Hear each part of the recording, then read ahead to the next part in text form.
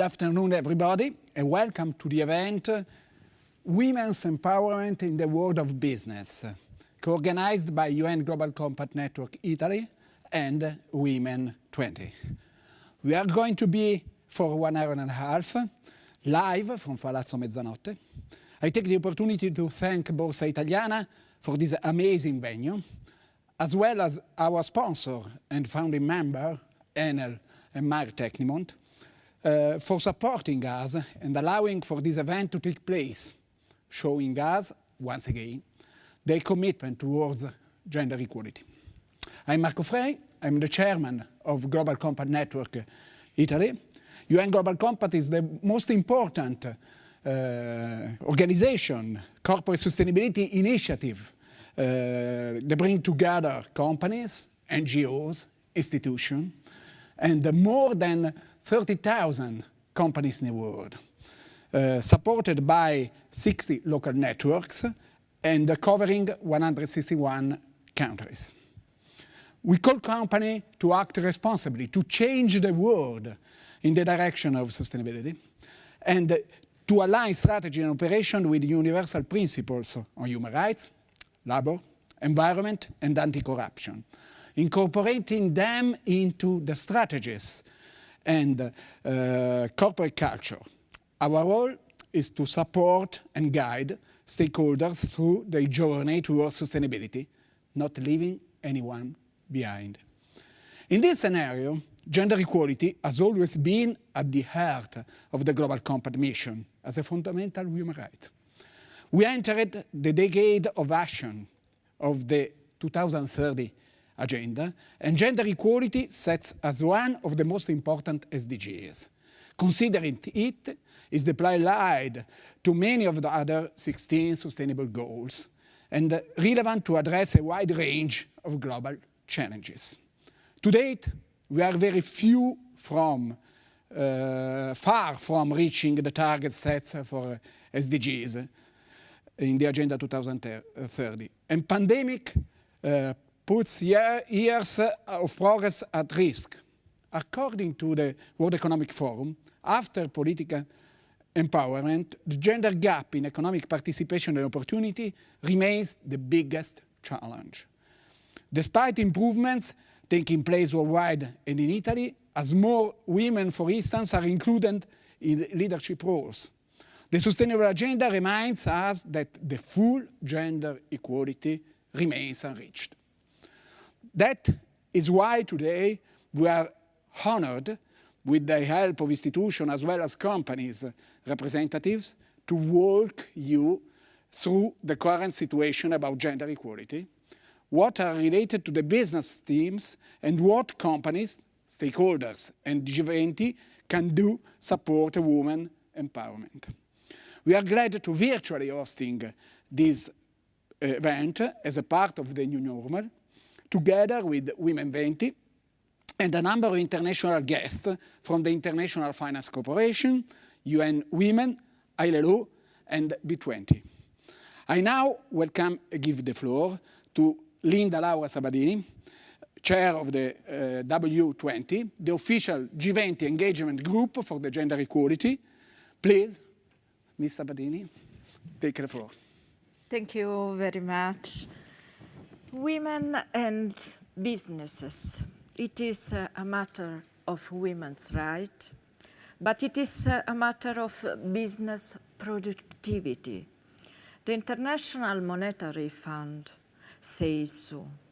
And the reason given is very simple. Growth in female employment leads to growth in GDP, but also in the productivity of enterprises. If the number of working women increases, the number of selectable talents increases too. And even more so among women who invest more in education and culture than men. Gender diversity is a must in our society. Gender diversity in a workplace means that men and women are hired at a similar and consistent rate, are paid equally, and are given the same working opportunity with the same promotional opportunities and quality of work. And the reality is far from the principle. For women, it's very difficult, the situation, especially when they have children. From an early age, boys and girls may be unconsciously treated differently, causing stereotypes when it comes to what they think they can achieve. Girls generally perform better at school, yet in their working lives is it frequently the case that they earn less and occupy less leadership position than men. For this reason, Women 20 G20 call for an action plan of G20 against gender stereotypes. Many studies confirm that companies who work to increase the gender balance can expect a lot of advantages. First, improved financial performance, reduced risk, more challenging and robust decision-making, increase in attraction, wider talent pool. And other research show that an equal opportunity environment in the office, in the working place, can increase ambition if women have a sense that there is a chance to progress thanks to equal gender representation in higher role, then it can increase productivity. And businesses with an inclusive culture are significantly more likely to have a lower turnover rate to increase moral and equality. And with a gender diversity policy, you are opening up your business. By eliminating or ignoring female employees within the workplace, your business would be losing out on a significant talent pool, one with unique attributes that only female workers can bring to the boardroom table. In this sense, business can improve the reputation, their reputation. The advantages are more than the disadvantages for businesses. For this reason, Women 20 want a roadmap for empowerment of women. The strength of the competence and the competence of women will strengthen growth and recovery and will reduce inequality. And this is really a challenge for the G20 and for the development of all the world. Thank you very much. Thank you very much, Linda Laura, for your personal commitment and for the achievement of your organization.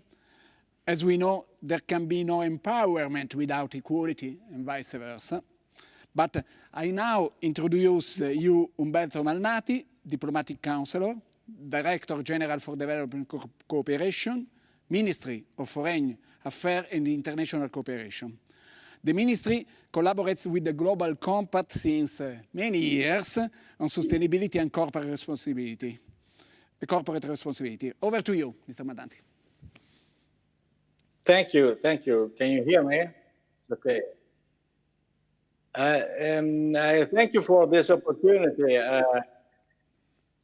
Since the adoption of the United Nations General Assembly resolution on the 2030 agenda, our government and our companies are both supporting the UN Global Compact.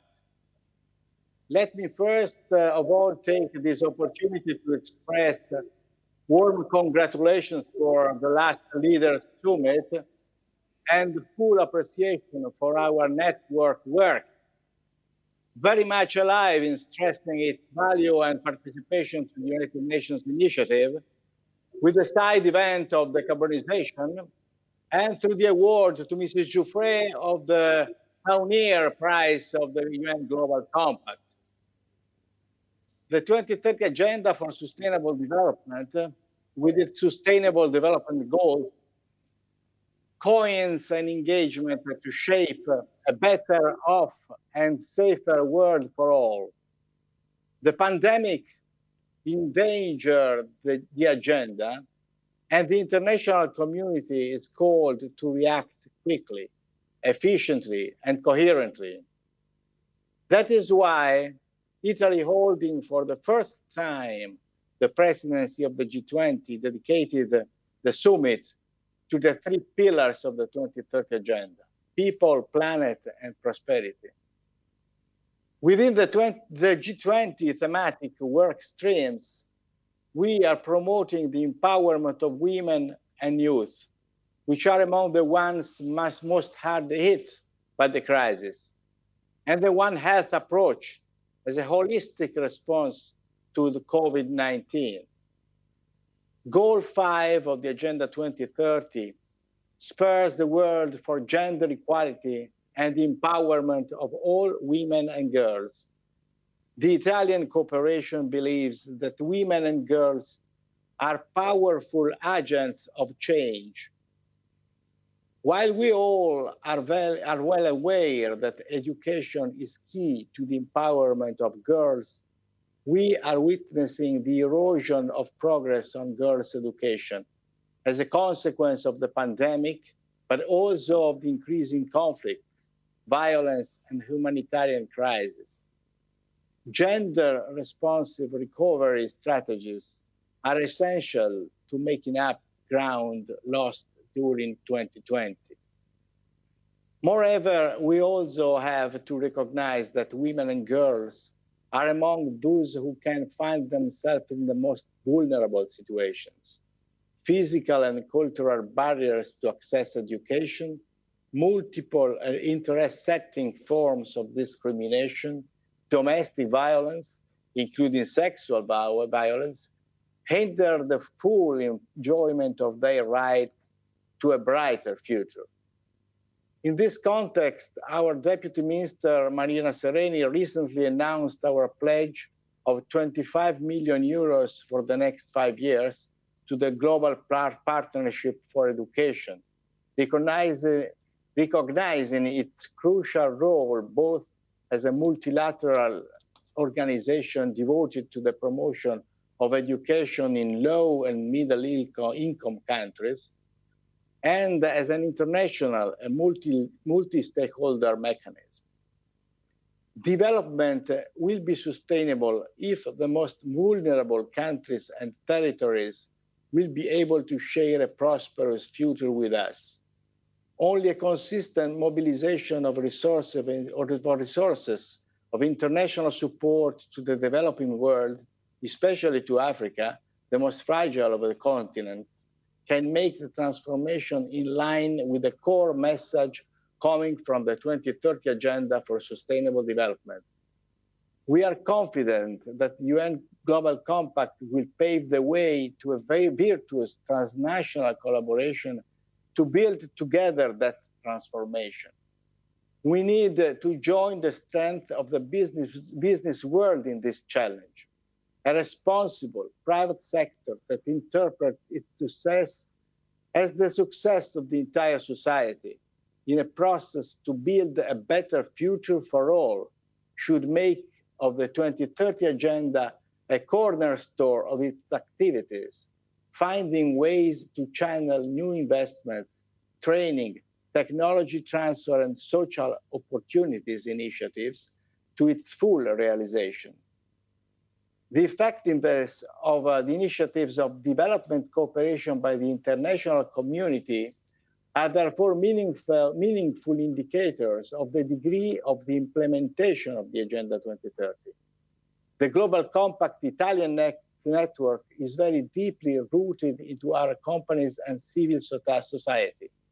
Italy is fully conscious of the importance of cooperation for any effective success in dealing with the recovery from the present crisis.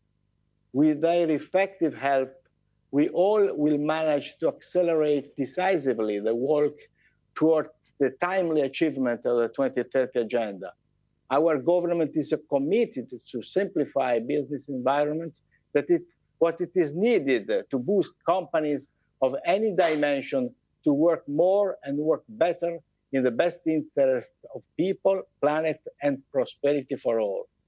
Only a harmonic, shared, resolute, and effective commitment to international development cooperation can make it possible to transform effectively the current model of global development into a harmonious and sustainable symphony for the benefit of the well-being of future generations and of our planet. A better future for all, promoting not only quantitative economic well-being measured by the GDP, but also in terms of quality, respecting nature, inclusive and participatory, so that no one is ever left behind and without opportunities. I thank you for this opportunity, and I wish you all very, very good work and very, very good success in this initiative. Thank you very much, Mr. Malnati. We have a work to do together for the next 10 years. So now we are closing the first opening remark session with a speech from our host, Raffaele Jerusalmi, CEO of Borsa Italiana, whom we owe our presence in Palazzo Mezzanotte this afternoon. Please send the video. Welcome everyone to Borsa Italiana. Even if it is a virtual format, I'm delighted to host this important event devoted to women empowerment in the world of business. I would thank also Global Compact Network Italy and W20 for being with us today, and all the other relevant guests and institutions that are gathering with us to make this event successful. As Antonio Gutierrez stated recently, gender inequality is still one of the overwhelming injustices of our age and one of the biggest human challenges. The business community can't remain silent, and I think that we all need to make our effort to try to improve the situation as quickly as possible. As widely demonstrated by a number of survey and analysis, women empowerment is a benefit for everyone. Many studies highlight the positive effect of the performance on the performance of companies, with particular regards to sustainability.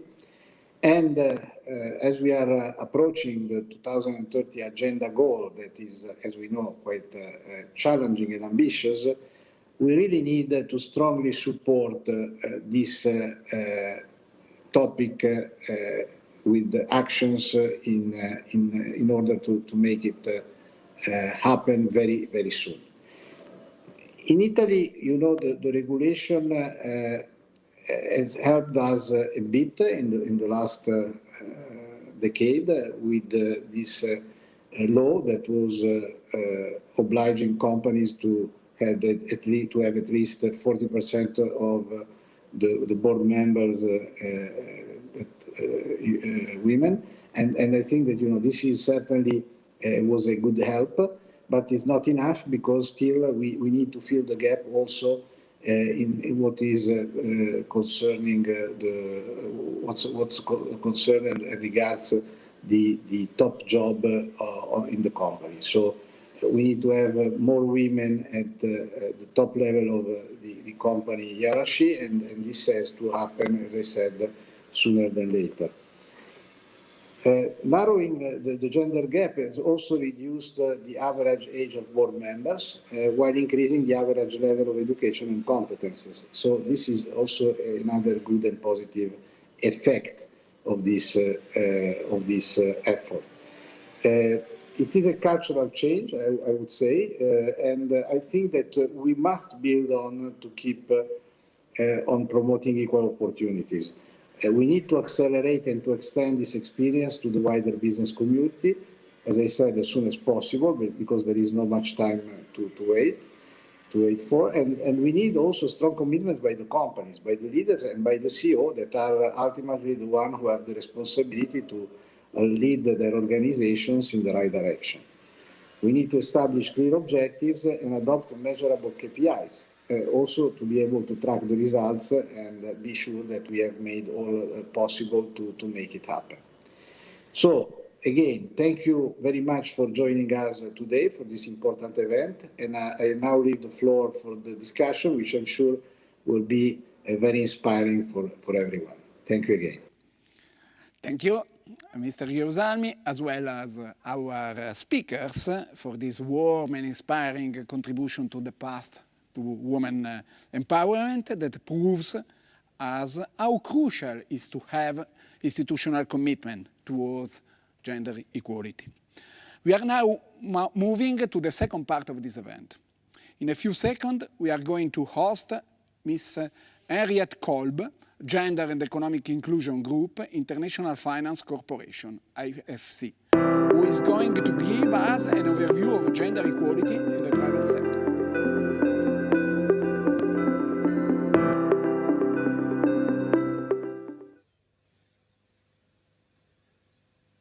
Please take the floor, Ms. Kolb. Thank you so much, and good afternoon, everybody. I hope you can hear me well. Yes, very well. I'm joining you this morning from Washington, D.C., and it's such a pleasure to be with you. What a year it has been. I hope, first of all, that you and your loved ones are safe and well, and that you're all healthy. Here in Washington, D.C., in the United States, we've not just seen the pandemic, but also demand for racial justice and equity after the murder of George Floyd. All issues that we grappled with on top of gender equality, where the pandemic, as previous speakers have pointed out, has decimated gains made on gender equality. But before diving into what some of these core gaps are that the private sector can help address, let me just give you a few rays of hope, because there is some hope. Number one, the media all around the world, including in Italy, has been excellent during the pandemic in bringing some of these gender gaps to the forefront of front page one. No matter what paper you looked at, you always read about the increase in care responsibilities for women who tended to drop off the labor force. And we need to keep it there. We cannot afford to have media continue to report about some of these substantial issues on page 16 under the gender column. We need to keep these on the front burner, even if the pandemic does subside. The second ray of hope, investors, and we are investing ourselves about 23 billion every year in emerging market companies. We have seen during and even before the pandemic a steep rise of investors interested in deploying their capital, public and private, with a specific gender lens. And I come back to what that actually means. It sounds a little vague. Thirdly, we have many more solutions available in the private sector to tackle some of these key gaps. For example, we cannot just look at SME credit for women entrepreneurs. We have to look at insurance solutions for women, because women face very different risks than men throughout their life cycle. We have to look at housing finance with a gender lens. We have to look at fintech and so on. And we have these ideas, and we have a lot of evidence as to why closing and zooming in on women makes good business sense. In fact, the World Bank Group quotes that even if the wage gap earnings would be closed between men and women, we could annually reap 172 trillion in GDP growth. I just repeat it because it is a big number, 172 trillion. if we close those key gender gaps. So you can see there is a strong business case. The fourth ray of hope, we have a bit more data, sex disaggregated. Not enough, but certainly enough to make a strong business case and to see in a business where are women in leadership at the top floor, where are women in the workforce, where are women as consumers, where are women as suppliers, where are women and men in the community, and where are the gaps biggest. And lastly, but certainly not least, we have seen the private sector, even during the pandemic, to step up and wanting to build back more inclusively. Because diversity on its own, without equity and inclusion, will not reap the benefits that you are seeding when you're investing in it. So where do we have work to do? Let me outline 6 core gaps that we see in the private sector and that we've been trying as the World Bank Group to address with our clients. Number 1 is leadership, and the previous speaker has spoken so eloquently about it. But just to say, one thing that stood out for us during the pandemic was, for example, that you had 80% of women in the health sector being at the forefront of driving pandemic solutions, giving the vaccines, giving medication, caring for patients. But if you look at women in the health sector leadership, it comes down to only 15%. So we have a lot more work to do there. Then secondly, all across the board, we have, of course, women's labor force participation drop significantly. Actually, McKinsey estimates 1.8 times to what it was compared to men during the pandemic. And we started already with an uneven playing field, 45% of women compared to 78% of men participating globally in the labor force. So that's even been further eroded. Third is the care gap. And in fact, actually, at one point during the crisis, we had 1.1 billion kids out of school around the world. And frankly, the majority of all that tutoring, educating, and so on was shouldered by women. I'm sure the men who are listening in today did their fair share, but globally around the world, we could see that, of course, the increase in care meant a decrease in paid work. Then fourth, the supply chain. If you look at who buys from women entrepreneurs, in fact, only 2.2% of global corporations spent, procurement spent, is going to women entrepreneurs. 2.2%. So if you are a business and you want to close not just your wage gap, not just your leadership gap, the part that you really want to get to, which is not an easy one, but it's an important one, is not just banking women, but buying from women entrepreneurs. The World Bank Group actually, and I just want to share that with you, we did our own analysis to see how much are we buying from women entrepreneurs. We spend per year 1.8 billion on procurement. Now, if we had an interactive chat, I would let you guess. But now I just need to tell you, it was only 3.4% of our own spend going to women entrepreneurs. But the important thing was we did the baseline and then we publicly committed to doubling that by 2023. Now, 7% or just above 7% is still not great. But the important step is that we start moving and beginning this journey, asking who's in our supply chain, who are we buying from, and so on. The next 2 gaps very briefly, and then I would love to share with you a specific case study. Next 2 gap is digital, and I'm coming back to the digital gap because it's really one that during COVID has just sort of widened because, of course, many of us were able to do online grocery shopping, online logistics, online schooling, online healthcare, all of which. But unfortunately, across the world, this opportunity is not even. And so we've seen actually that still women are 20% less likely around the world to access mobile internet.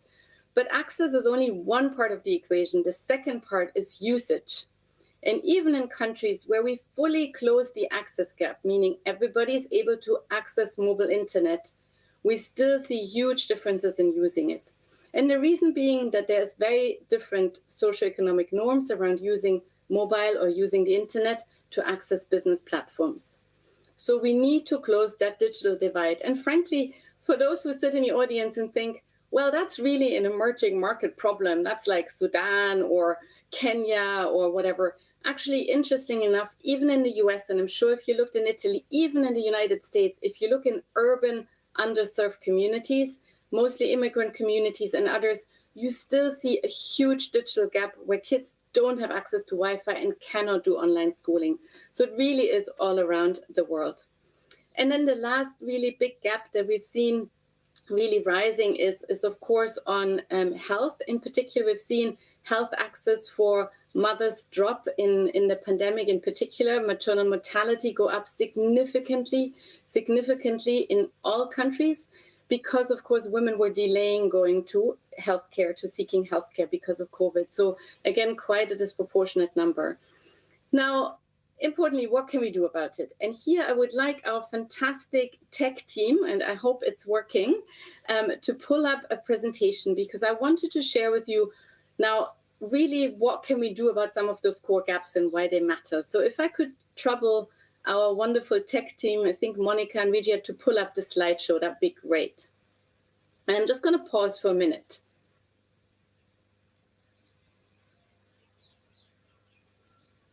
Wonderful. Okay.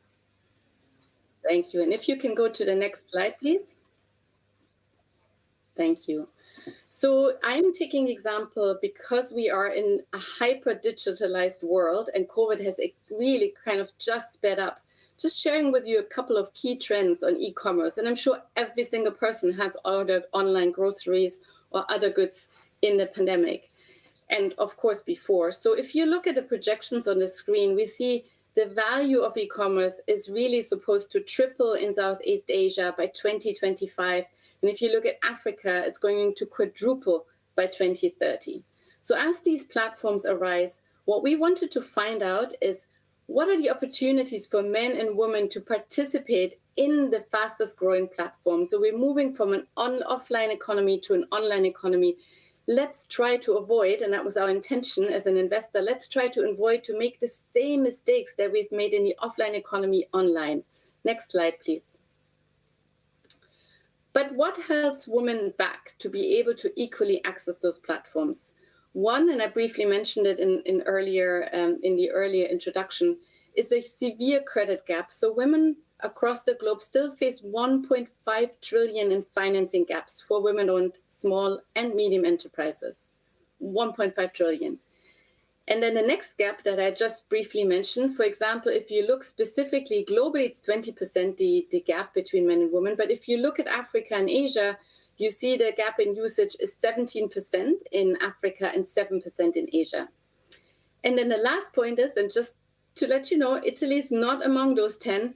Only 10 countries in the world have absolute parity when it comes to economic rights. So we have a huge amount of countries that have still severe legal restrictions. A woman not able to get a passport, a woman not able to move to a city without the permission of her husband, a woman not able to take up a certain job because their job restriction, a woman not able to work at nighttime or during part-time. So there's many, many legal restrictions, including on addressing sexual harassment and gender-based violence, that we really need to solve, because the private sector can do its bit, but without really strong public commitment, it's really not getting to the point where we need to be in order to accelerate gender equality. Next slide, please. So in our research that we've just launched, what we wanted to do is to look at who in the largest online platforms in Africa and in Asia, Lazada and Jumia, these are two big companies, who is selling and who's buying. And for that, we did a huge amount of work with the companies to get the company data, sex disaggregated. We also did a representative survey sample of women and male-owned business. We did in-depth interviews and we deep dove into 5 countries, Cote d'Ivoire, Nigeria, Kenya, and Southeast Asia. We did Indonesia and the Philippines. And what did we find? Next slide, please. We found that actually if you were to close the gender gap on the platform, you get to almost 300 billion in extra revenue, which is quite startling because it would give the platforms obviously additional income, but it also in profit, it would also lead to higher incomes for the women entrepreneurs themselves. So why is that the case? Next slide. If you look here at the graph, and there's a lot of data on it, but just to highlight the most important trends, if you look at what does an online economy provide as an opportunity, you see that women entrepreneurs, with the exception of the Philippines, in all the 5 countries, were actually higher in their representation on the platform than actually formally registered. So you can clearly see that actually online commerce seems to be a great opportunity for women entrepreneurs.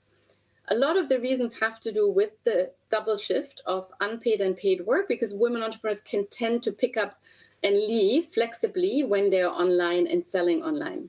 So that's the good news. We can see women are already, for example, in Kenya and Nigeria, the majority of the online sellers.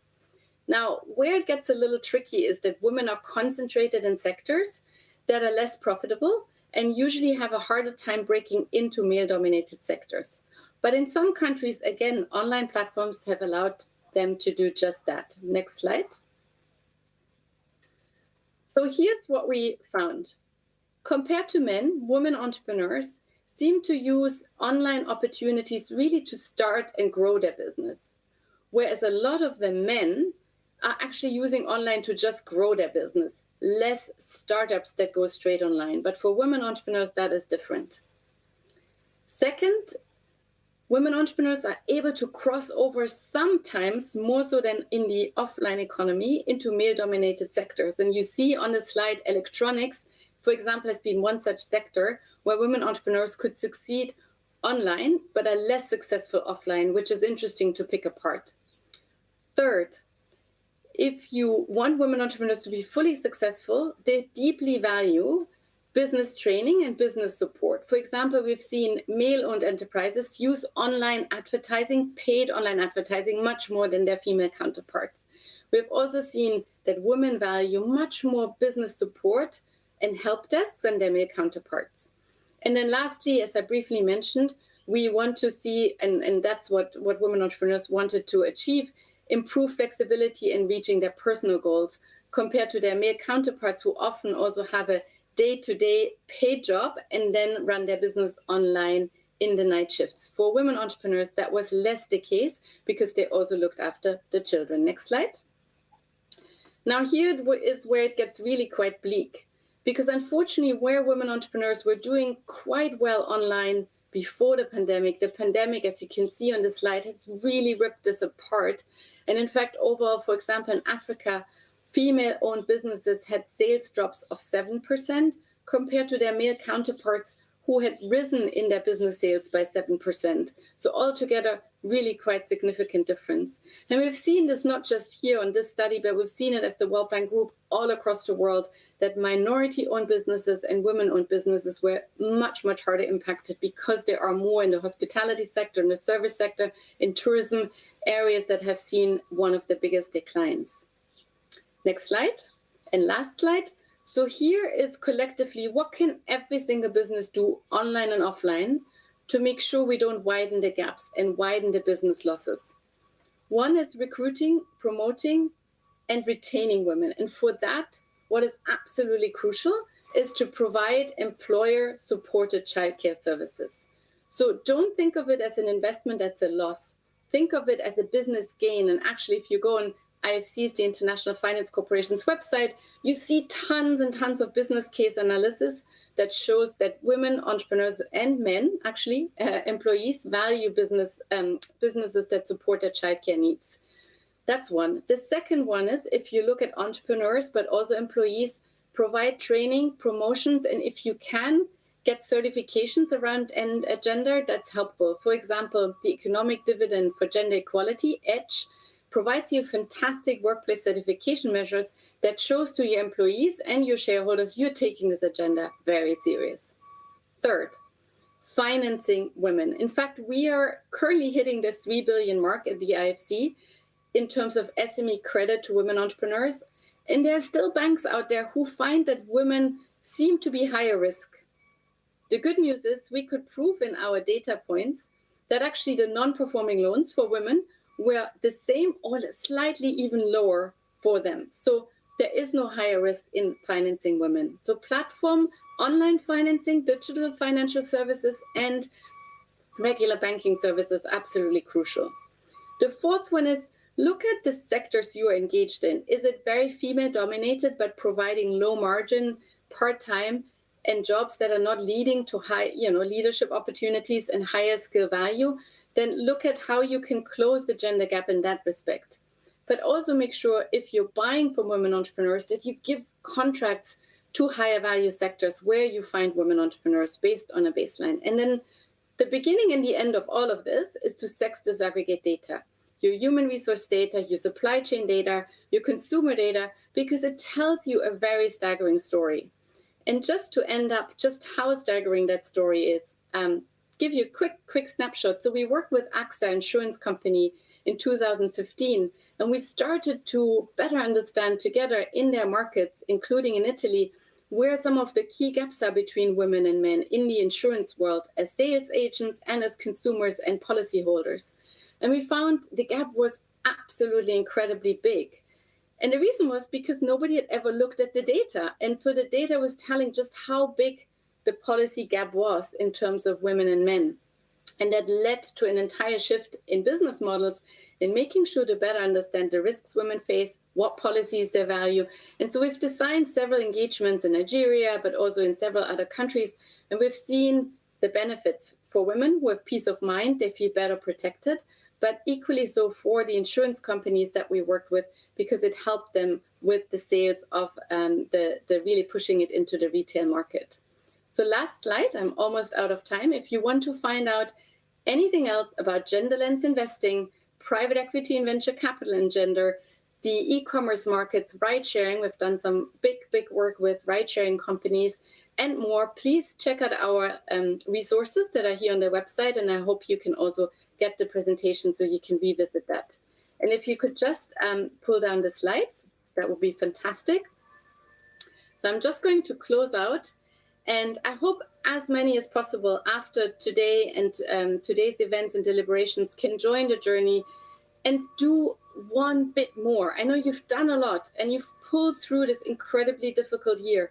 But if you can just think of how much stronger we would be together in moving forward step by step. Otherwise, what we're looking at is another 250 years. If we take no action, another 250 years until we close gender gaps. And I'm sure your kids would not forgive you if you were not at the forefront and the front lines of trying to fight a pandemic that is very fightable.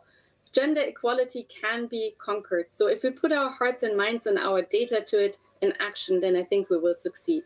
So with that, I really sincerely appreciate the opportunity in addressing you here from Washington, D.C., and look forward to hopefully meeting some of you in one way or the other around the world.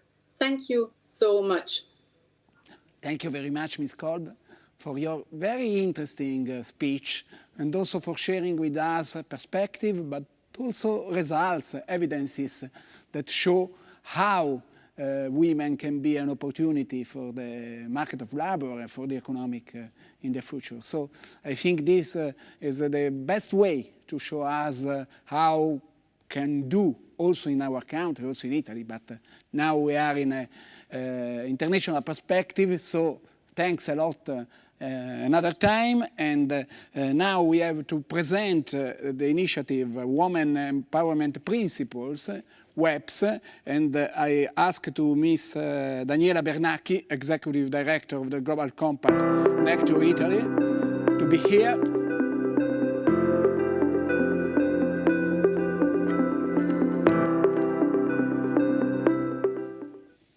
Please, Daniela, how the private sector can contribute in this general perspective? Thank you. I will answer to your question soon. Let me first welcome again all the people connected remotely. So good morning, good afternoon, good evening from all over the world. We know you are many following us today. And I'd like to go back to the sentence Mr. Yerusalmi was saying that was told by our UN Secretary General Antonio Guterres. He was saying that gender inequality is the biggest challenge we face. We all know that when we're talking about gender equality, we are talking about a human rights issue, so we should work on that. Coming to numbers, we have heard so many today again, and we know that there is a gap.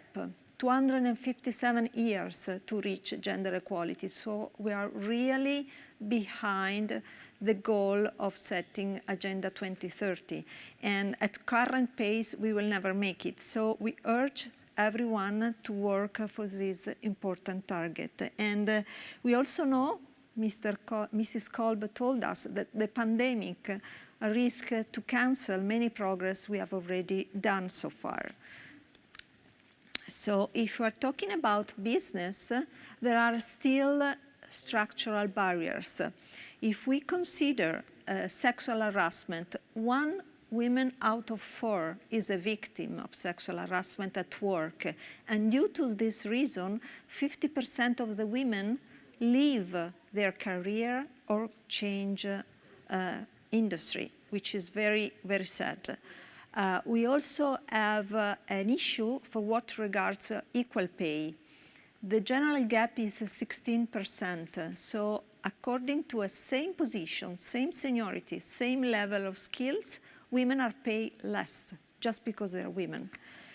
And then again, there is the issue that Mrs. Linda Laura Sabatini was saying, the lack of welfare for women, having young children. So many of them are urged to change or leave their job after they have kids because they don't have a welfare assistance on that. And we're talking about 43% of women. And unfortunately, our country, Italy, is very far behind in this ranking.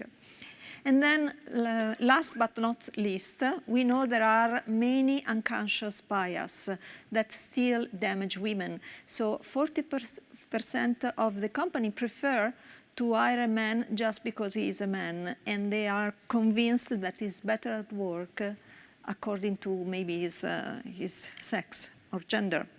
So there is a lot to do on the workplace, but there is also a lot to do at marketplace level and community. Just talking about numbers, 26% of companies have a marketing policy addressing stereotypes. So the majority of companies are not equipped for stereotypes. And if we consider, for example, how some advertising can be unrespectful of women's dignity, we all know how many times we see young women in bikini promoting a motorbike, for instance. This is not acceptable anymore. 9% of companies have a human rights due diligence with a gender lens. So the majority of big companies have of course, a human rights due diligence, but only a small percentage apply a gender lens. And we all know how in some countries, especially fragile countries, women's rights are not at the top of the agenda, and they suffer from very precarious contracts when they go to work. And also 4% of companies, we just heard from Mrs. Kolb, invest in women entrepreneurship, especially in the supply chain. So there are lack of opportunity for women that own their own business. So everything considering, UNGC is working in a multi-stakeholder logic, but always giving priority to business. And we urge companies to prioritize gender equality if they're really committed to the Agenda 2030, and if they work for sustainable development, they can't leave behind women. We urge companies to adopt a principle-based approach, and I'm going to explain it in a minute, and to set ambitious target, to raise the bar for women leadership in business. So a lot to do for company as well. And I just mentioned the Women Empowerment Principle. So what are they? They are an initiative developed by UN Women that is with us today, and I thank them particularly to join us, and UN Global Compact. They were launched 10 years ago. So in 2020, we had the first 10th anniversary, and 5,000 companies have already signed the WEPs. So it's a good number, but we can increase. These principles are grounded in the recognition that business have a responsibility for gender equality, and they are informed by international labor and human rights standards. They are a guidance for enterprises and companies, and a precious roadmap. Let's see them in a very synthetic way. So the first one is the one I like most. Leadership promotes gender equality. If we don't have the commitment of the CEO, of the top management, we will never get there. Because CEO can really speed up the process and involve all the levels of the companies towards gender equality. The second principle is equal opportunity, inclusion, and non-discrimination. So equal opportunity means pay gap, means having equal careers opportunity. How many women are in the board? How many women are in top-level position, C-level position? Very, very few. So we don't have an equal treatment yet. The third principle is about health, safety, and freedom from violence. It's important, health and safety, but as well, we believe it's important well-being. So when we are talking about well-being, sexual harassment shouldn't be part of our company, right? Then the fourth principle is education and training. Give women a professional development. It's very important to invest on training and also encourage women towards STEM, all these subjects like science, technology, math, engineering, where women are not so accustomed to, and give them the opportunity to enter sectors that are basically covered by men so far. And the fifth principle is implement enterprise development, supply chain, and marketing practices, meaning invest in women-owned enterprises as well as human rights in supply chain. The sixth principle is community leadership and engagement. It's important to raise awareness, and especially in those countries where human rights are not so common, it's important to give guarantee to women, especially the one working in the supply chain at tiers 1, but if we want to raise the bar at tiers 2 as well. And then transparency, measurement, and reporting. When we're talking about keeping track of what we're doing, which are the difficulties, but as well the challenges, the big result we have to produce reports. So key indicators, how many people promoted disaggregated by sex, how many women had training, how many women in the C level. So this kind of statistics are useful to give evidence to what we are saying.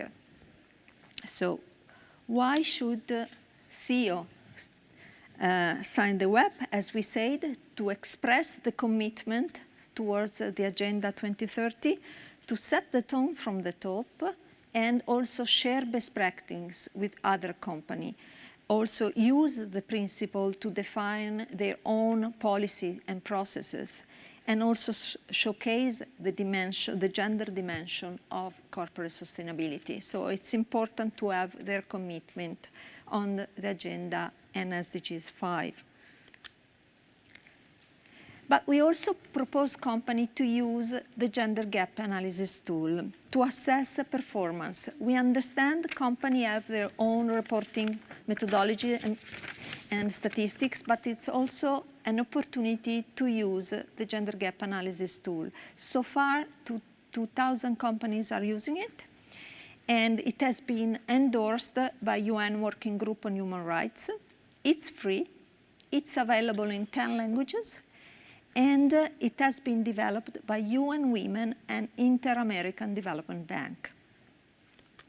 The tool has 18 multiple choice questions spread in 4 themes: leadership, workplace, marketplace, and community, as we said before, covering 4 management stages: commitment, implementation, measurement, and transparency. Of course, implementation is the most important one. So companies get an overall score and get a score for each question. And they can also access to resources suggested by the tools and see immediately which area needs more attention, where they have to improve. There is the possibility to get a corporate code in order to monitor our subsidiaries, but also the supply chain, because the supply chain are a critical factor of success when we're talking about human rights and women's rights. So working with supply chain, it's very important to monitor our overall impact. If we go to results in 2020, average score was 28%, that is improver level. But most companies were in the beginner's level, below 25. So we need to improve a lot. The users were mainly concentrated in Latin America. This is an explanation because Inter-American Development Bank promoted it a lot. In Europe, we just have 14% of company uses, so it's important to spread the words. I think we have margin of improvement in the overall score as well as geographical extensions. And the sector most using it were finance, energy, and food. So we have already said empowering women, it has to do with human rights, but it's also an opportunity for business. It's essential to improve business performance. And we have evidence on that. Some already said Mrs. Colby, but I'd like to underline that ESG performance, environment, social, and governance performance improved significantly when at least 30% of the women are in the executive committee. Financial performance improved 2.8% according to Morgan Stanley. And then this kind of company are also able to attract more talented people, more and more involved towards gender equality. So we think business have a big opportunity, not to mention the money generated by filling the gender gap at GDP level. So a big opportunity for business empowering women in their companies. So as our CEO and Executive Director say, Mrs. Sand Aujambo, the evidence is clear. When women are empowered, everybody benefits. So for all companies connected today and following us, please sign the WEPs to make a lasting impact on gender equality, joining other companies very much engaged already to greater sustainability and a better world. Thank you. Thank you very much, Mrs. Bernacchi, for your inspiring presentation, considering the principles of WEPs, but also the tool that a company can use to measure the results and to give the step for improvement. So now we are moving towards the main and almost the last part of our event. We are delighted to host a roundtable where international representatives will guide us through conventions and will discuss with two major companies about their achievements, policies, and programs on gender equality. I have the pleasure to introduce and give the floor to our roundtable moderator, Mrs. Alma Maria Grandin, journalist at RAI and ambassador of Fortune Italy. But first, we would like to leave a message from our organization to companies about the WEPs. Please, send the video.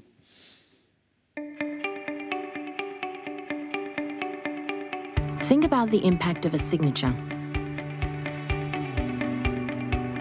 Think about the magnitude of a global movement. Think about the difference you can make and the power of transformative change. By signing the Women's Empowerment Principles, you can galvanize your shareholders and stakeholders to drive change in the workplace, marketplace, and community through a framework of 7 principles. Brought to you by UN Women and UN Global Compact, The Women's Empowerment Principles are a roadmap for business sustainability, innovation, and productivity. Businesses by the thousands and in every sector are becoming part of this world-changing movement to advance gender equality. Businesses that become models for attracting talent, entering new markets, serving their communities, and measurably improving the bottom line. Because gender equality means better business. Don't miss this moment to make a lasting impact on your employees, suppliers, customers, and investors. Join leading companies already on the journey to greater sustainability and growth. Commit to the Women's Empowerment Principles and make today your organization's signature moment.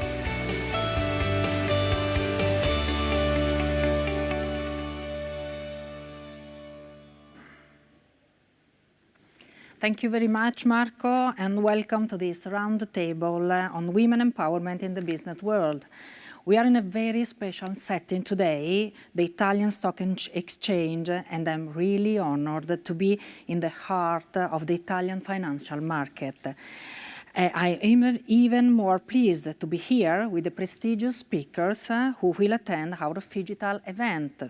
I'd like to start by introducing the speaker next to me. Welcome to Marchina Rodgato, Sherpa Women 20. Good afternoon, and welcome Marco Frey, President UN Global Compact Network Italy.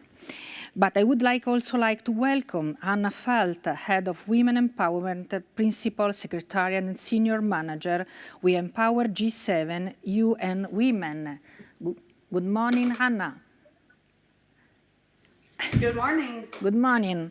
And Martin Holtz, Senior Specialist on Equality and Non-Discrimination, ILO, International Labour Organization. Good morning. Good afternoon, Martin. Good afternoon. Good afternoon. And Carlo Nicolais, Head of Group Institutional Relation, Communication and Sustainability, Maire Tecnimont. Good afternoon. Good afternoon. And Monica Girardi, Head of Investor Relations, Enel. Good afternoon. Hello. Hello. Good afternoon, everybody. Hello. Everybody, hello. The G20 is an international forum that brings together the world's major economies. Its members account for more than 80% of the global GDP, 75% of global trade, and 60% of the world population. This coming October, for the very first time in its history, Italy will host the G20 summit. The 20 most powerful world economies will commit themselves to redesign the post-pandemic scenario and environment. People, planet, and prosperity are the three pillars on the Italian presidency of the 2020 summit. Key topics will be discussed, such as digitalization, energy efficiency, internationalization of company, but also the pioneering concept of the One Health, which according to the World Health Organization definition, is the approach to design and implement programs, policies, legislation, and research in which multiple sectors communicate and work together to achieve better public health outcomes. Gender equality will be a cross-cutting topic of the Italian presidency. Last week, in Catania, a roadmap has been drafted on women's empowerment to achieve the Brisbane goals of closing the gender gap, while also bringing millions of women into the labor market, increasing inclusive growth, and reducing inequality. Finally, public and private partnerships play a key role in advancing gender inequality. During this roundtable, we will share good practice, projects, and insights aimed at developing a successful, diverse business approach. Let's start with our international guest, Anna Falt from New York. Good morning again. And Martin Holtz from Geneva. Good afternoon again. And welcome you both. Mrs. Falt, as a global observatory, UN Women stand in a privileged position to assess the impact crisis has on women, and specifically the effect on their employment. In what way would you say women have been uniquely affected by COVID-19 pandemic outbreak, and what is the way forward to ensure that those challenges are tackled? Please, Anna. Good morning, good afternoon, everyone. Hello from New York. I'm Anna Feld, and I'm leading our work on the Women's Empowerment Principles from UN Women. So I would like to thank the organizers, Borsa Italiana, and UN Global Compact, and of course the W20 team, for organizing this event and for leading this work to come up with some really great recommendations leading up to the G20 summit. I have a few messages, and then I will go into a little bit more detail answering your question. First of all, the first point is that we all have a role to play, whether we are in the public sector, private sector, or civil society, as well as the UN. In tackling this pandemic and the aftermath of the pandemic. The second point is that the key word, there's the echo here, but I hope it's fine from your end. The second point is around empathy. And as I will go through some of the key impact of women from this COVID pandemic, you will hear that everyone has a different situation. Everyone has lived the pandemic differently, and empathy is a word that I would like everyone to remember as I go through the different points. To keep in mind that what your experience is from your side might not be that of your neighbor or that of a woman in Africa or in Asia, that we all come from a different perspective based on our situation, our current income situation, in what sector we work, in our family situation, and as we heard from previous speakers, unpaid care work has been one of the key elements that have affected women, that have led them to either abandon their employment or try to squeeze in extra hours of the day to help with family responsibilities. So we all have different realities, different ways that we have lived this pandemic. And the third point is really around how everything is interconnected. And we heard from previous speakers talking about digital, finance, employment, and other factors, and they're all interconnected. But I will try to lay out 6 different areas where we ought to do more and based on the situation of women. And the first one is around well-being and mental health. To keep in mind that about 3 times more, women are 3 times more affected in terms of the mental health of this pandemic. We have seen in Asia Pacific, 66% of women have had an impact on their mental health versus 58% men. And this relates very much to their anxiety around economic stability, around the family situation, whether they will lose the job, whether the business will go under, but also because of the increased childcare and other elder care and other care responsibilities that they have, that there's a high level of anxiety.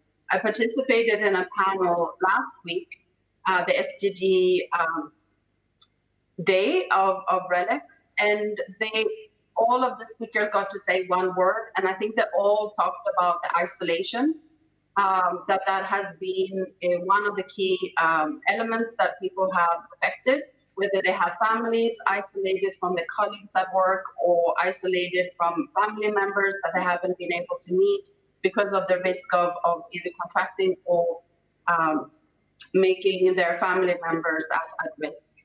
So the first one is that we really need to, all of us, help promote well-being and mental health, both of women and men, but also paying particular attention to women.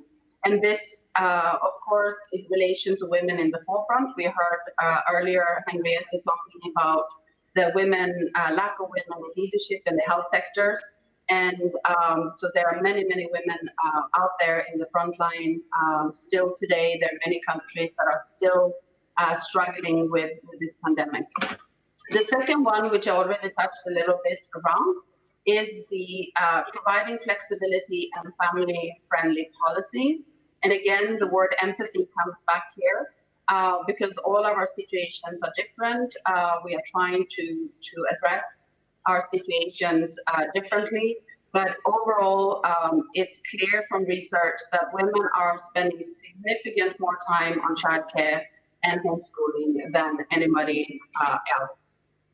The third point is around enabling equal access and use of digital technologies. And we heard also Henrietta talking about e-commerce and the huge potential that it has for the future. But keeping in mind that the gender digital gap is a reality. In what we heard here in the US is that there's a lot of people that are still not connected. When the COVID hit 1 year ago, in the US, we were scrambling here where I live on Long Island to get computers to underserved communities. We had a gap of, I think, 50,000 laptops or computers for kids to be able to be schooled from home. So this is not a situation of developing countries. It's lived everywhere, depending on the income situations of families. But we know also that 51% is the gender digital gap in South Asia, 30% in Middle East and North Africa. And you can't imagine the situation of rural women where there are no opportunity and a big challenge there. And that comes also to running your business. When everyone turns to digital commerce and digital enterprises and purchasing and consumption, in some countries we have seen that women have turned to digital platforms, but rural women where there's no internet connection haven't had that opportunity. The fourth area is around financial and non-financial services.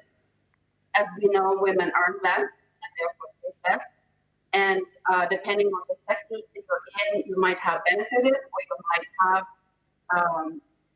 been suffering the loss of the pandemic. However, we know that the access for women is much lower than men as a starting point, and we need to keep this in mind. We know that in, for example, a country like Sri Lanka, 72% of women had difficulties in using the regular financial services. So we need to make an effort there. And similarly, in the US, we have seen an upspurt of people being banked in the US. There's a huge communities in the US that are not having a bank account. So this we have seen this progress happening at the same time as people are still struggling. The fifth area is around inclusive supply chains, and Henrietta also talked a little bit about that. But just to say that there is an effort that we have been leading as UN Women, both internally and externally, to get companies to understand on how they can both purchase from women entrepreneurs, but also purchase from other gender-responsive businesses that are helping to create an ecosystem of companies that are believing and leading the companies with gender equality as a key value. And we heard also Daniela talking about the women's empowerment principles, and some of these companies are really leading the way, and we're happy to support those that are focusing on marketplace challenges. Finally, and not least important, is gender-based violence. Gender-based violence has been and is still today a huge issue. It is an issue for women, it's an issue for their families, but it's also an issue for companies. When women are abused, whether it is in the workplace or at home, often when women work at home, they are isolated and confined with their abuser. Companies also suffer from this in terms of absenteeism, lower productivity, etc. So we heard earlier from Daniela, it is a human rights issue, and it is an issue that we need to take to heart. But also there's something for companies to address this issue, put in place policies that support women victims of domestic violence. So we saw during the pandemic last year increases in France, 36%, Colombia, 78% increase of violence as a result of the pandemic, and in Tunisia and Fiji, we saw 400% increase. So this is something that we really need to tackle together, both as the global community, but also as employers, to make sure that our women working in our companies or in our supply chain are not victims of domestic violence or gender-based violence more broadly. I will wrap up here and just hand it over to the moderator, but to keep in mind again that we all play a role and that we need to be empathetic towards our neighbors, our co-workers, and others around us. Thank you very much. Thank you so much, Mrs. Felt. Thank you for your work and for inspired words. And now I'd like to give the floor to Mr. Holz. We continue to speak with gender-based violence. Good afternoon, Mr. Holz. June 2021 marks 2 years from the launch publication of ILO's Convention number 119 and recommendation number 206 on violence and harassment in the workplace, shaping the future of work as free from gender-based violence. After 2 years, what do you think are the major achievements of the Convention, and what are the current and future challenges we still need to address for the private sector? Please.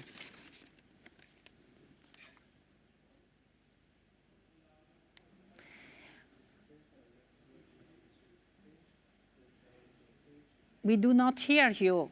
Mr. Holz, we have the problem to connection. Yes. Okay, now I apologize. Now I hear you. Please. Thank you so much, and good afternoon, everybody. It's a real pleasure and an honor to be at this important panel to address key issues for advancing gender equality in the world of work, in particular through the contributions of the private sector, which are so crucial.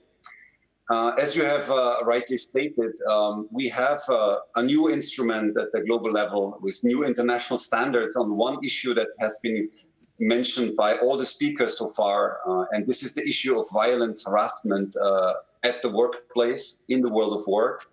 And obviously, this is an issue that goes beyond gender equality. Violence and harassment is affecting everybody, but gender considerations and the gender perspective is crucial, because violence and harassment is the result of unequal power relations, and women are disproportionately affected by this phenomenon.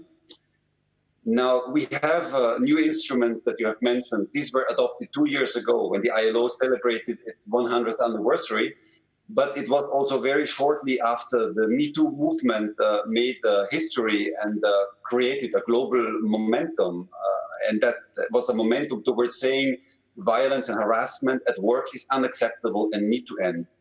And in this sense, these global standards are a significant development in itself. They themselves have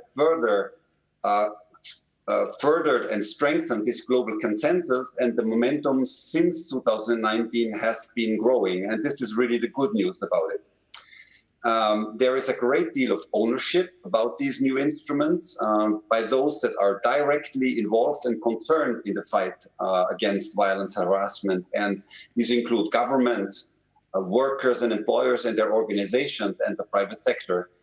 These are really the actors that need to come together and advance this agenda together. Violence and harassment is a key obstacle to gender equality, and so these instruments are really interesting tools for ending such behavior. What these new standards really show, that violence and harassment are no longer seen as a side issue in the fight for gender equality. It's rather now seen being central, and what is also interesting is that we are expanding the reach of gender equality policies by tackling violence and harassment through a number of entry points. One is the fight against discrimination and equity, promoting equality at the workplace for everyone, but also through ensuring a safe and healthy work environment that allows everybody and the company to thrive. These are different entry points, and the new instruments bring different entry points together. COVID-19 has shown really that this is a very timely issue. This was mentioned by previous speakers, and obviously there are new realities. There are plenty of reports and data that speak to an increase of violence and harassment. Often reference is made to domestic violence, and it is important to mitigate the effects of domestic violence on the workplace. But at the same time, we are seeing also that this COVID-19 reality means that the home has become an extended workplace. So many people work from home now, which is again a different situation, which raises more attention to the issue of domestic violence, but also about online violence and harassment, which are new forms that we are seeing and that have become more prevalent in the COVID-19 context. Now, the International Labour Organization has just recently adopted at the International Labour Conference a global call to action for human-centered recovery from COVID-19.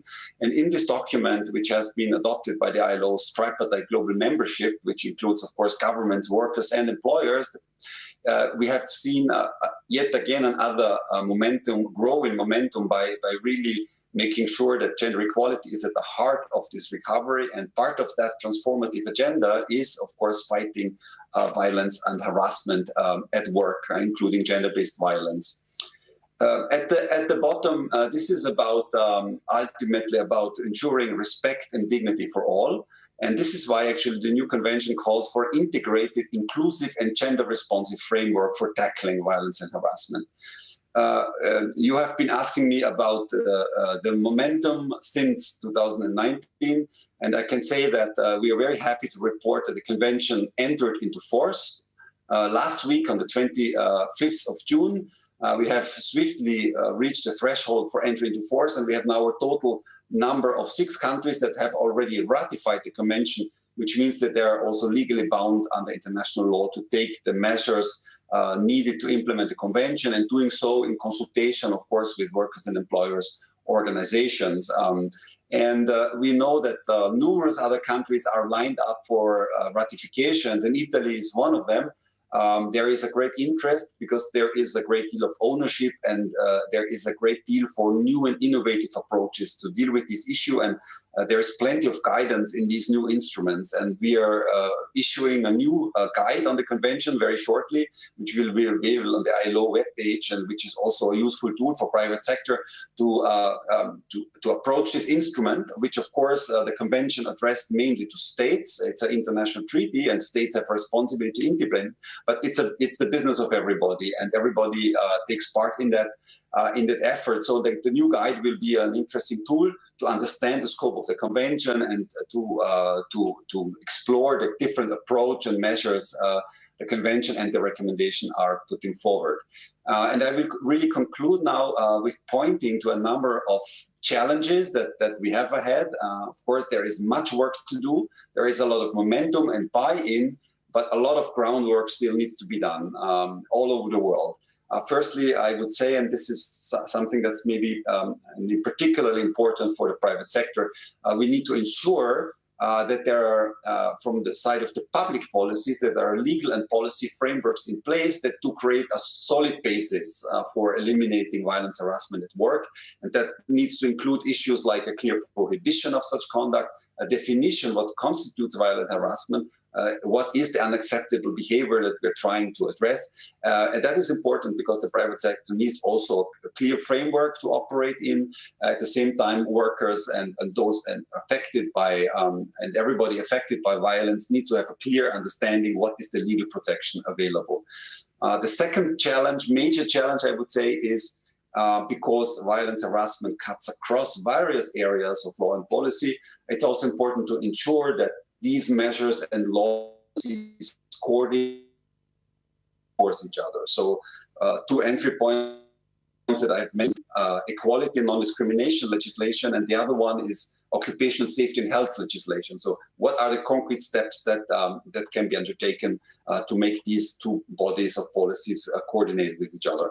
And finally, a third major challenge, but also I would say excellent opportunity is for companies to find the right mix between those policies that are often already in place to promote a respectful, positive work environment that allows everybody to strive, that promotes communication, that makes us discover unconscious bias. So this sort of broader policies for a respectful workplace that are so needed and so important, and how to find the right mix between those policies, between including violence, harassment in what we do to ensure occupational safety and health at work.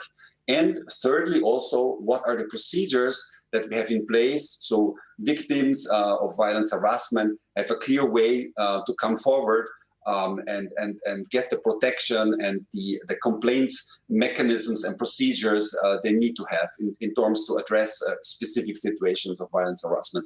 So these are the entry points for companies really, and finding the right balance, having another look how this is done. I think this is a great opportunity.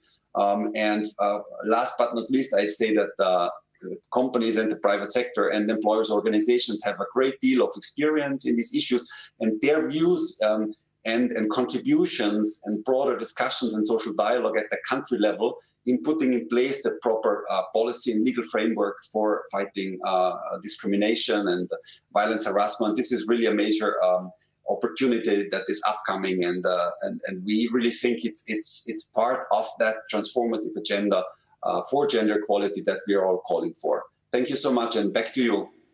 Thank you, Mr. Holz, for your crystal clear statement and for your dedication. And now we come back to Milan, and the next question is for Martina Rogato, Sherpa Women 20. Welcome and good afternoon. Mrs. Rogato, according to Women 20, what are the critical areas we are to encourage to debate about women's empowerment, and which are the priorities you are currently discussing with other delegates in order to come up with the proposal of G20 government? Good morning, good afternoon. Thank you so much, Elma, and thank you so much to our co-organizer, the Global Compact, for this outstanding event. Firstly, let me introduce a little bit something more on the Women 20, that is the official engagement group of the G20 focused on gender equality and women empowerment.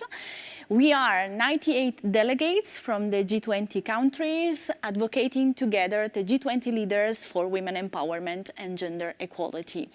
As you mentioned before, the Italian presidency of 2021, and we are very happy for the first time in the history, Italy will hosting the G20 next October in Rome.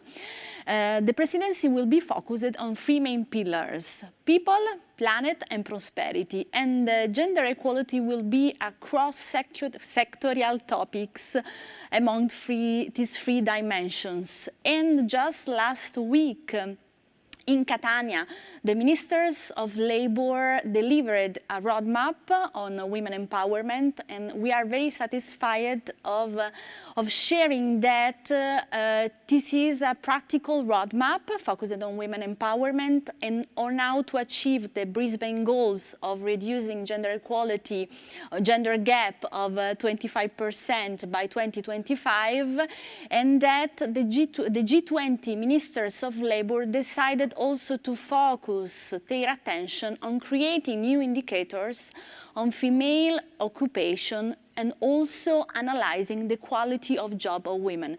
We are very happy the Italian presidency decided to focus its attention on creating a practical roadmap, and we hope the leaders will also insert this roadmap on labor in the final leaders' declaration they will deliver in October in Rome. We are now working on 5 main priorities and 2 cross-sectoral topics for the Women 20 Italian presidencies that are labor, digital, access to finance and entrepreneurship, environmental sustainability for the first time in the history of the Women 20, and finally, violence against women and girls. Then we decided to add two cross-sectoral items that are cultural changes and gender stereotypes, and finally gender medicine, considering the current pandemic we are trying to overcome finally. Concerning these, let's say, 5+2 topics, we believe that it's very important to stay focused on three main priorities. Firstly, to always dedicate gender budgeting on these areas strategical for empowering concretely women. Secondly, it's very important always to stay focused on integrating also an ex-ante impact assessment on gender and international lenses before any legislation, measures, or also companies' project. Is very important to ex-ante measure the impact of those, let's say, major project legislative ideas on women, also introducing, if it's possible, an intersectional approach. And finally, it's important to invest as governments in researching that is considering also gender disaggregated data. These are the three priorities that we can, let's say, attribute to each of our core items. Then let me share that we are working on different topics. Now we are bargaining and negotiating with 98 delegates from the G20 countries, our final communiqué. That will be a series of recommendations to the G20 leaders on these 7 areas that we will share, we will give to President Mario Draghi during our Women 20 Summit in the middle of July. Among different items, I'm very happy and honored that for the first time the Women 20 decided to also focus on environmental sustainability and also on the liaison between, for the first time from our constituency in 2015, the liaison between gender and environment. Firstly, in terms of job creations, we are expecting new job creation in the green and blue economy, and we would like to encourage women in, let's say, investing in trainings related to sustainability in order to be the next green and blue professionals. Secondly, we are investigating the impact of climate change on women, especially in rural areas, disadvantaged areas of the world where women are the more fragile. Then we are focusing a lot on cities. Cities could be considered as new stakeholders, also for companies and governments. And we are focusing on the importance of providing, let's say, a gender budgeting, a gender procurement, and redesign cities in accordance also with the lifestyle, the health issues and necessities of all women. So too many works to do, and we are all volunteers. I'm very happy to stress on the fact that we are 98 delegates and activists on women empowerment, and well, let's keep the momentum and increase the women empowerment all together. Thank you, Mrs. Rogato. Many works to do. I could not agree more with your insight. But now let's move to another important stakeholder, the UN Global Compact Network Italy, represented by its president, Marco Frey. Welcome, good afternoon. Mr. Frey, women's empowerment is a top priority for the Global Compact. Gender equality is critical to the Sustainable Development Agenda to meet many other goals within the next 9 years. What strategy is the Global Compact integrating in its program and implementing in order to call companies to call to action? Yes, we have heard today how gender equality is still so far to be reached, and companies can really play a very important role in this field. UN Global Compact has defined gender equality a real priority in its future programs for the next 3 years. The new strategy foresees 5 SDGs, where we are committed to lead and shape, and Goal 5 on gender equality is one of them, together with Goal 8, Goal 13, Goal 16, and Goal 17. This effort is embedded in the framework of the United Nations Global Compact 10 principles, with the 4 areas, human rights, labor, environmental issue, and anti-corruption, which we consider as the DNA of the Global Compact. As a local network, Global Compact Italy last year, in 2020, organized its annual high-level meeting, CEO meeting, on gender equality and women's empowerment, encouraging Italian CEOs to sign WEPs. And after this event, the number of companies joining this special initiative doubled. So this was our first step. This year, the Italian network developed a thematic path for Italian UNGC companies, focused specifically on gender, considering in 3 free webinar series some very important topics.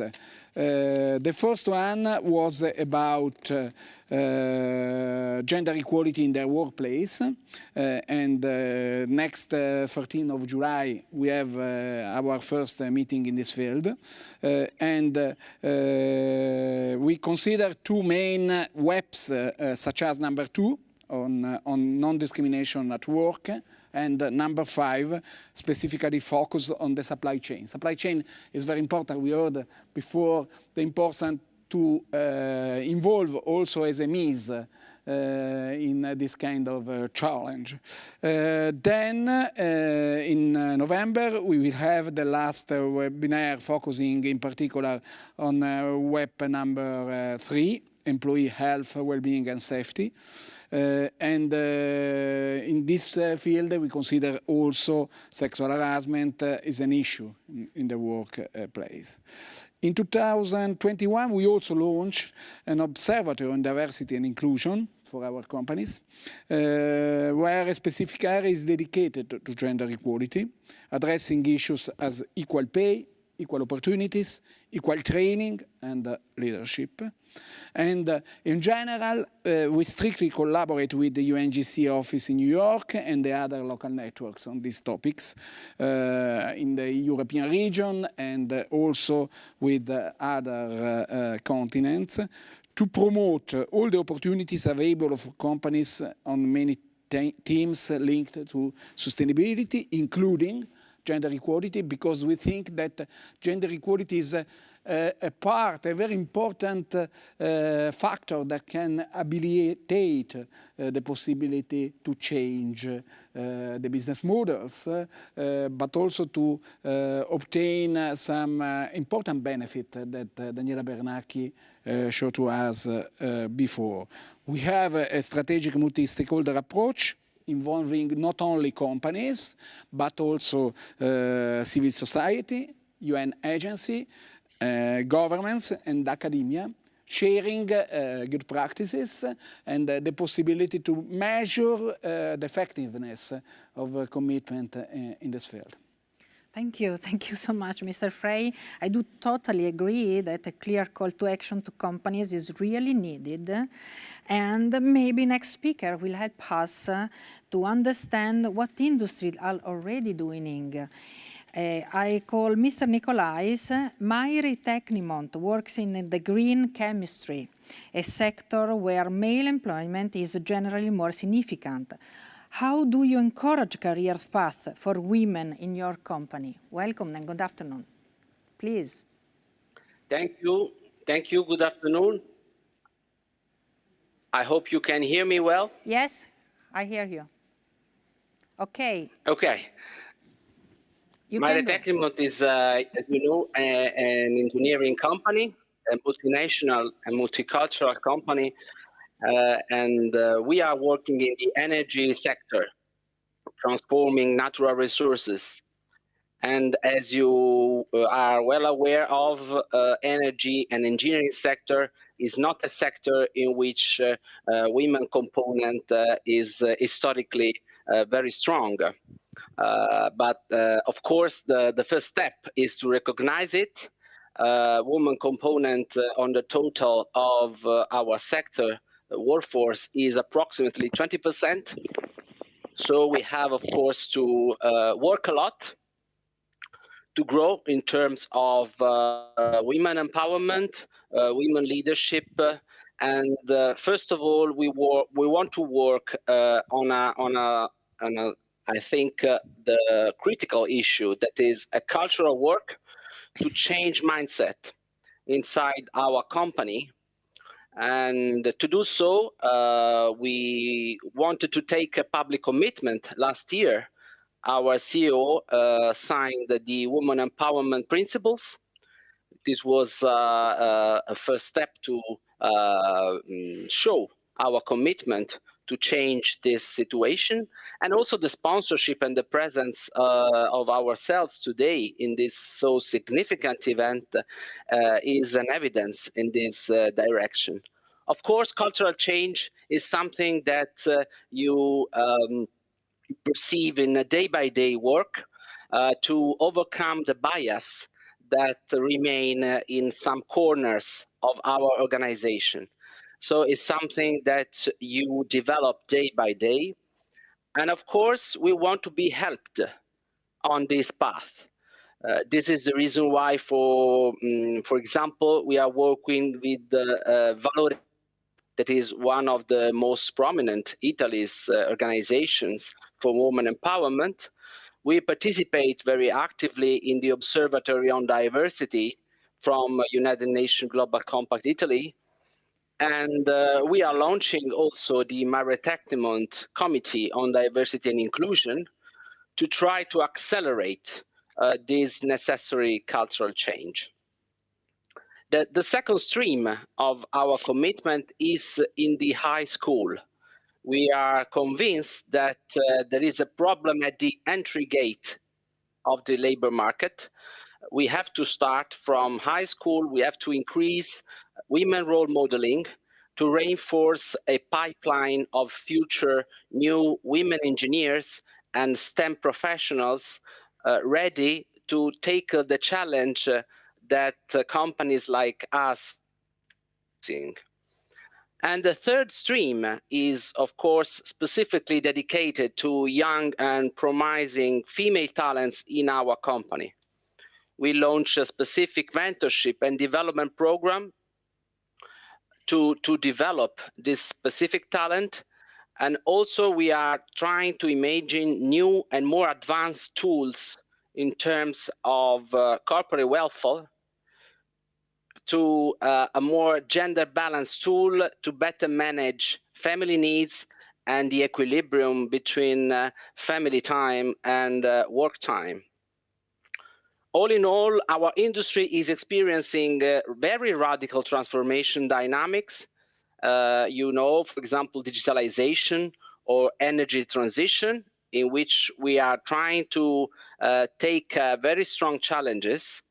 We have a dedicated NextChem new company that is dedicated to green chemistry and energy transition technologies. And in this scenario, I think that women competence are more and more critical.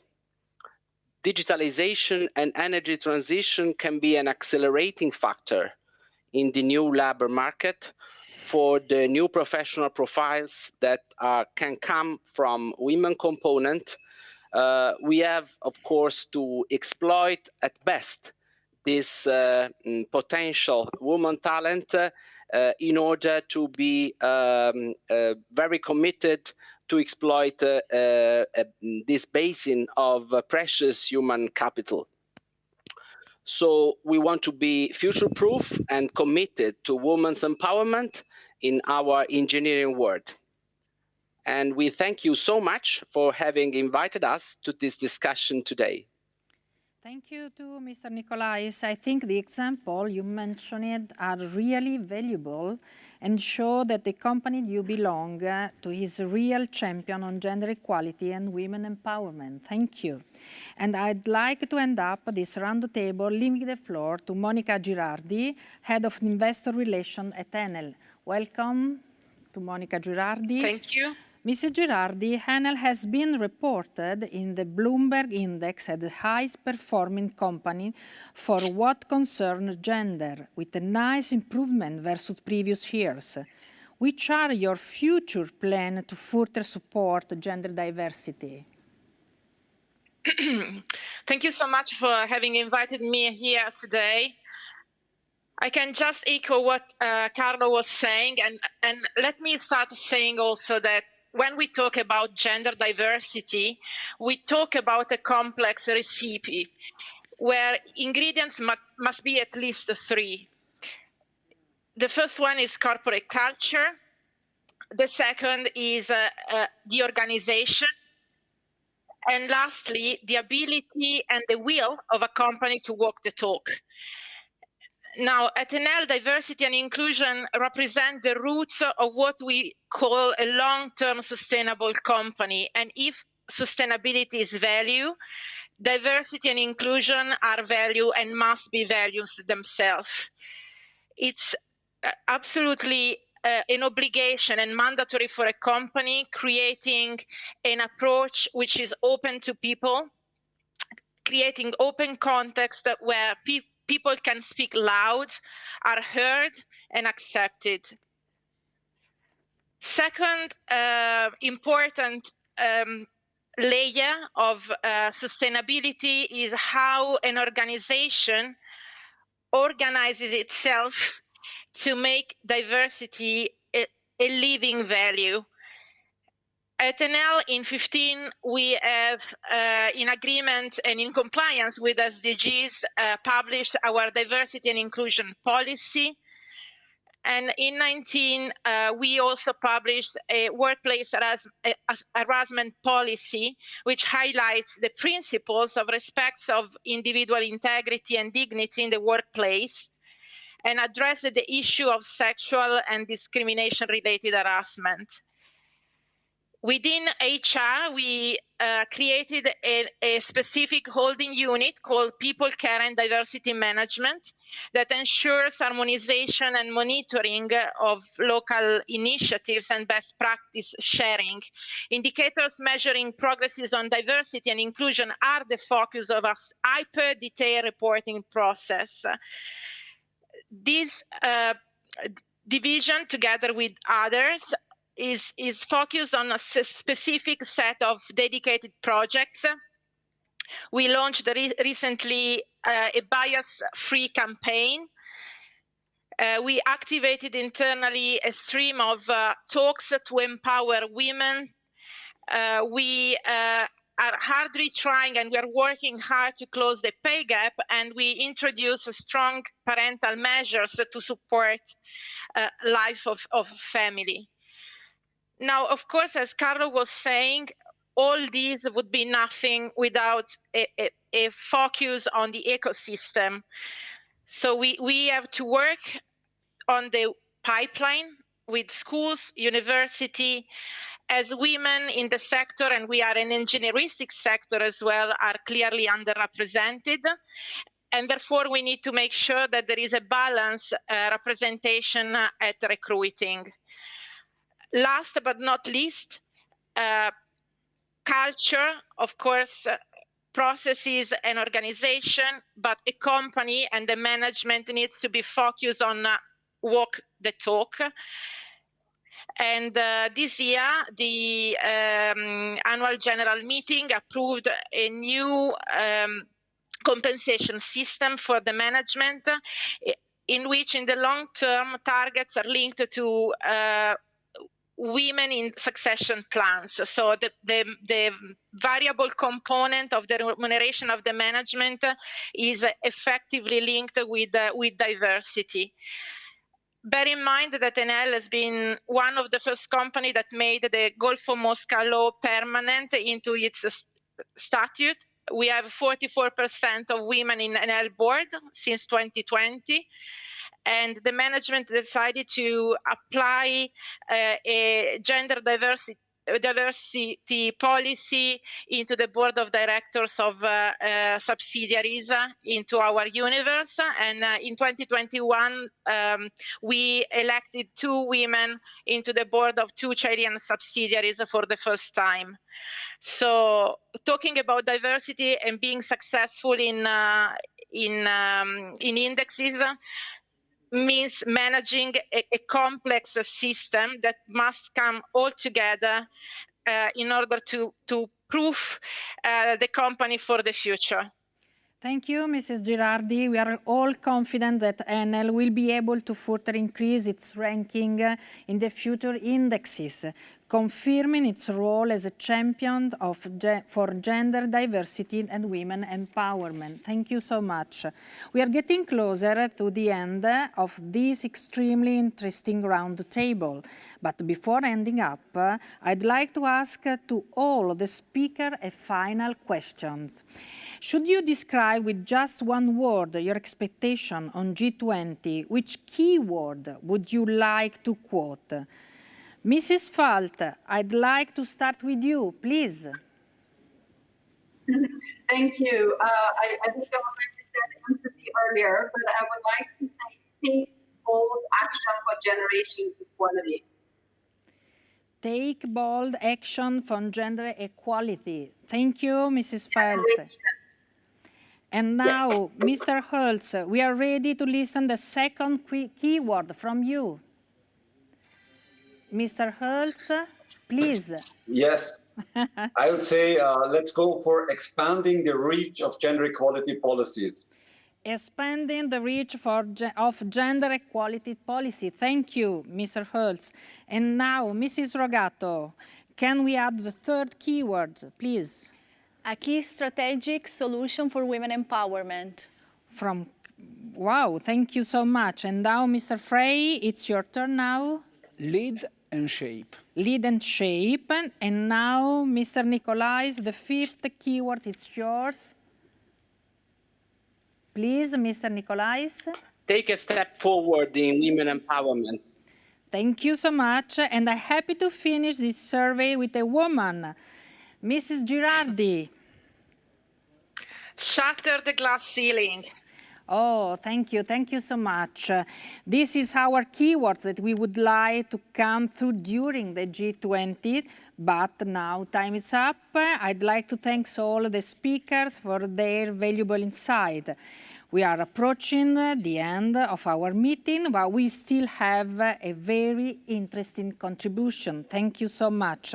And now I'd like to introduce Mrs. Diana Bracco, Ambassador of B20, the official G20 Dialogue Forum with the global business community.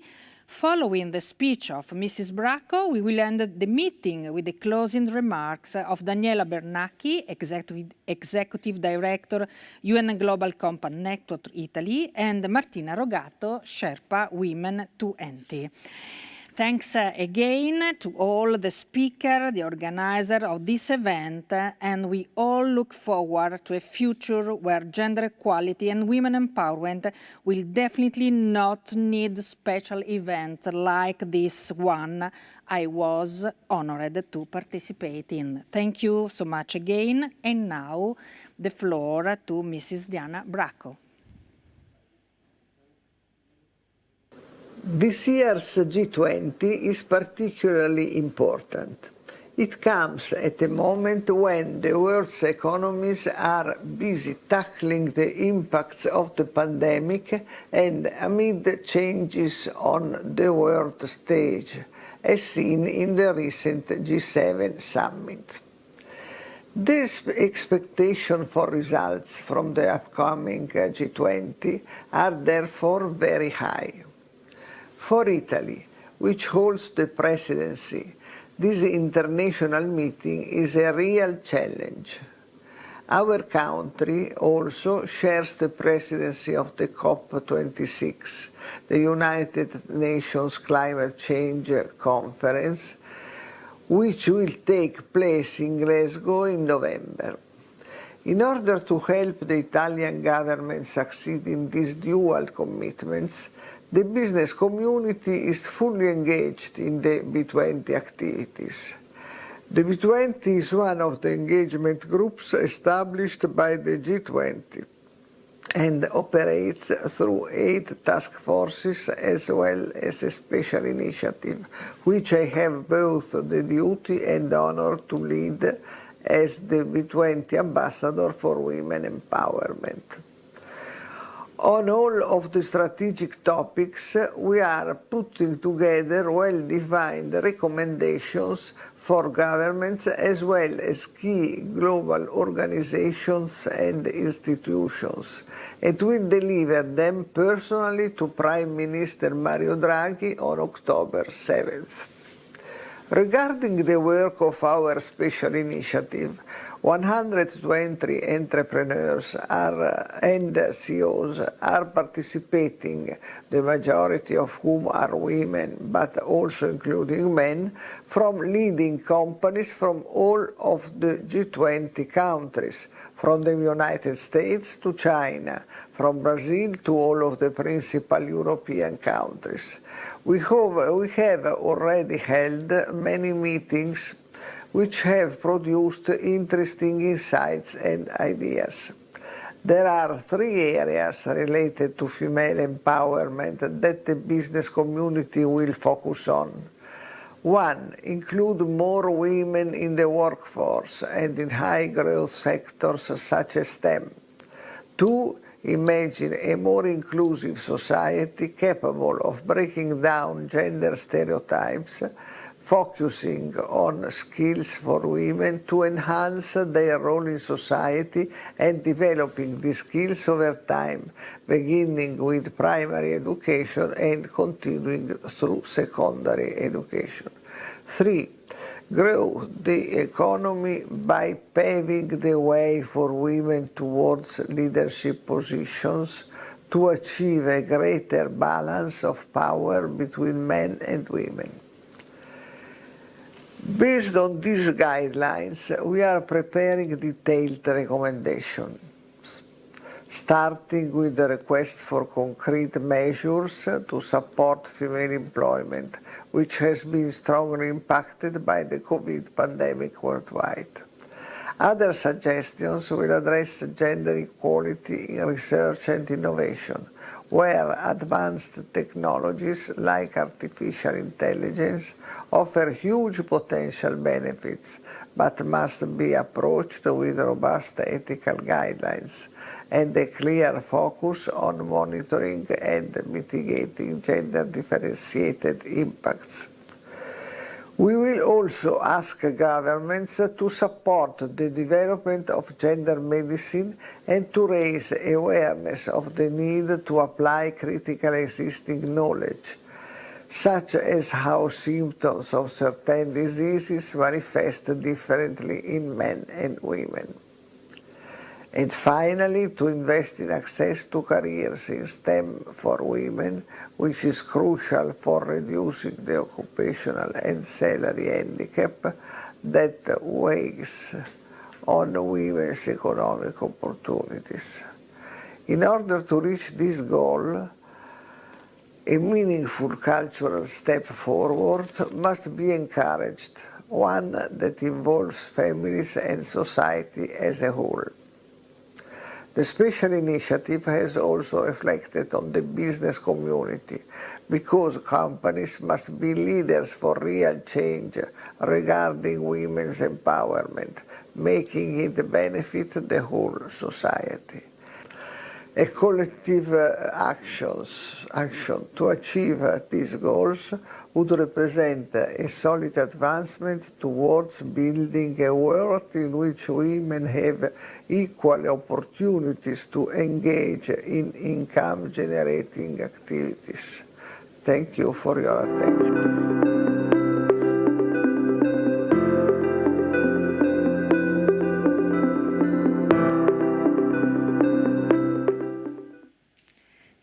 Thank you again to this outstanding speaker and to all the people following us today. We have been very pleased to have you all today. We have heard that there are still gaps towards gender equality and women empowerment in the world of business, but there are also positive signals. We have seen a strong commitment from institutions, so we thank again UN Women, IFC, and ILO for being with us. And now we expect governments to take a strong commitment and engagement during the G20 towards gender equality. Going back to business, we know there are gaps on equal pay and equal opportunities, but we also listened to two interesting stories, Enel and Myre Tecnimont, two companies that signed the webs that give example and encourage other companies to follow. So we're very pleased to have them here today. And we organized this event together with Women 20 because we think that raising awareness is very important. We need a cultural change, and we want with this event activate people and companies and institutions in a multi-stakeholder logic. So I leave the floor to Martina, and thanks again for being with us today. Thank you so much, Daniela, and thanks to our outstanding partner, the Global Compact Italy. It has been a very pleasure for us to organize this phygital event together.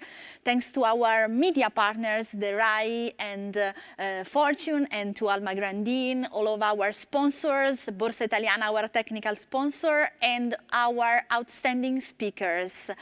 Just to conclude, I'd like to highly invite you to follow both of our organizations via internet. We are always interconnected, and invite you all to attend via internet the Women 20 Summit that we will host in the city center of Rome next 13, 14, and 15 of July with lots of outstanding speakers, institutions, private sectors, and speakers from all over the world. So save the date to next July 13, and have a nice day.